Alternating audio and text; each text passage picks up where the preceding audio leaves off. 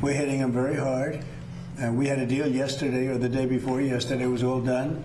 And then they broke up that deal immediately because they found out there was something in the deal they didn't like. We're not going to put up with it. We are just going forward. We're attacking them tonight. We're taking out all of their capability for anything having to do with the Strait, with the Hormuz Strait. And I think in the end, we will end up just controlling the whole thing. And what they're doing is being very foolish. We'll have it under control very quickly. They've been negotiating for 47 years. But nobody's ever hit them militarily. We're hitting them very hard. And that's President Trump yesterday defending the latest strikes on Iran. Overnight, U.S. airstrikes targeted Iranian military sites and Tehran's ability to attack commercial shipping in the Strait of Hormuz. The commander-in-chief also restarting a naval blockade of Iranian ports beginning today at 4 p.m. Eastern, while also saying he will charge a 20% fee for ships to transit this critical waterway. Watch this. We're controlling the straits. We're putting the blockade back. And it's a blockade not for anybody but Iran. In other words, anybody doing business with Iran can't go through. Everyone else will be able to go through. So it's a blockade. It's a very strong blockade. The blockade was probably more effective even than hitting them. But I think the combination is the thing that really does it. Meanwhile, Iran-backed Houthis in Yemen attacked Saudi Arabia's international airport after accusing Riyadh of allowing an attack on Yemen's airport. This marks the most serious cross-border escalation since 2022.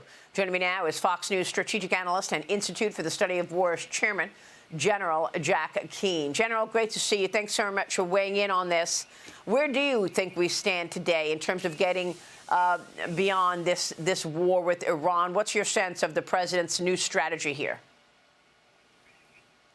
Well, we're in the battle for the Straits of Hormuz. That's what's taking place right before our eyes here. We obviously had a memorandum of understanding that President Trump and his counterpart signed. But we also are told by sources that, you know, the new supreme leader had some reluctance about signing it. And they truly see the Straits of Hormuz as a strategic asset, Maria. In that sense, they know that if they can control the Straits of Hormuz, they have geopolitical influence over the region entirely. And one of their strategic goals has always been, in addition to dominating and control the region, is to control the distribution of oil out of the Gulf. Now, of course, that has been a 47-year objective for them to achieve, and they believe it's in their grasp now. I think that's absolutely misguided on their part, but nonetheless, that is where their head is, for sure. And that's why this is truly a battle for the Straits. And it's going to take some time. What Admiral Cooper and his people are doing at the direction of the President and Secretary Hegseth is twofold. One is to eliminate Iran's capability to interfere with shipping in the Straits. And that's so you see the focus in the coastal areas dealing with drones, missiles, radars, command and control, the logistics support for that as well, and whatever naval capability they have left, particularly fast boats in the area. But also there's a second objective. We know that Iran has the ability to retaliate, and you've seen it. In one night, they attacked 5 to 6 countries and U.S. bases. What are they doing that with? With drones, but largely ballistic missiles. So we have to take away their ability to escalate and also retaliate as a result of that. So this operation has two focuses to do that. I'm assuming we're likely rubbling the entrances to the tunnels where these ballistic missiles and some of the launchers are kept. We also are, I'm assuming we're attacking the mobile launchers themselves that are out being deployed, as well as ballistic missiles and the transporters for them, and drone storage parks as well. So that is what has taken place on this operation. It'll probably take about a week or so. I think it's really conditions-based.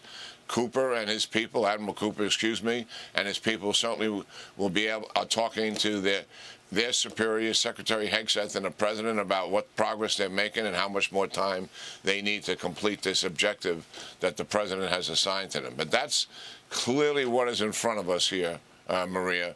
And the president and his team clearly intend to finish this once and for all. How significant do you believe the blockade will be? It was very effective when the president first put the blockade in place. He seems to have optimism that this is going to clinch this and have a big impact. What are your thoughts on the blockade, which will take effect today at 4 o'clock? Yeah, well, it was very effective, and it'll be effective again. It's going to certainly focus on Iranian shipping, and all things that Iran is concerned about will be stopped.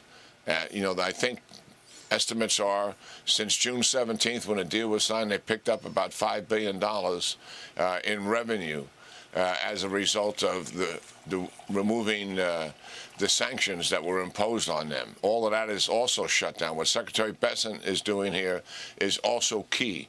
Economic pressure as well as military pressure combined certainly will have its effect on the regime for sure. But make no mistake, the regime is dead set on the Straits of Hormuz, and that is why they were willing to blow up, literally and figuratively, the memorandum of understanding over the Straits of Hormuz, despite the fact that they just signed it a couple of weeks ago. It's challenging at times to get your head around the thinking, but when you look at it from the long-term view of what their strategic objectives are, it makes sense what Iran is doing. We are fundamentally opposed to it. They are not going to control the Middle East. They are not going to control the Straits of Hormuz, and we're going to reduce their military capability to continue to be an aggressor and a predator in the region. That's what this is truly about. Meanwhile, General, what a sad situation that we lost Lindsey Graham. I know you were close with the South Carolina senator. He passed away over the weekend. You wrote this about him on X. We lost one of America's greatest patriots whose last days was spent tirelessly working in Ankara to foster a strong NATO and just left Kyiv on his 10th visit, helping Ukraine, a beleaguered strong nation, fight for its freedom as well as remaining a staunch defender of Israel. General, it was a shocker for all of us. President Trump is expected to deliver a eulogy at Lindsey Graham's funeral in South Carolina this upcoming weekend. Congressional leaders from both parties expected to attend the funeral over the weekend. My condolences to you, sir. Yeah, well, certainly Lindsey Graham was a friend, and he had many, many, many friends, and highly respected on both sides of the congressional aisle. He truly believed in America as an exceptional nation, that we had a vital role to play in the world, and it required strong American leadership, and that's what he was always supporting. And he believed that Congress had a role to play. And as a result of that, he was a larger-than-life figure dealing with foreign policy and national security. He was absolutely tireless in going and meeting with foreign leaders. He believed, yes, speeches in the Congress are important, yes, op-eds are important, but he believed in face-to-face contact, understand what the challenges these leaders are facing, how can we help them, and understand where America is coming from, and educating them on who we are and what we're standing for and what we can do for them. And he relayed those messages to Democratic presidents as well as our current president, and who he had an obviously personal and professional relationship with. Yeah, he made truly a difference in American national security and foreign policy, and in protecting the American people and our interests. It is a significant loss, and he's not replaceable, to be quite frank about it. Absolutely. I totally agree with you, General. And, of course, that very often he was a bridge between President Trump and Senate Republicans on national security, on so many issues, sanctions. So we recognize the loss. General, good to see you this morning. Thank you, sir.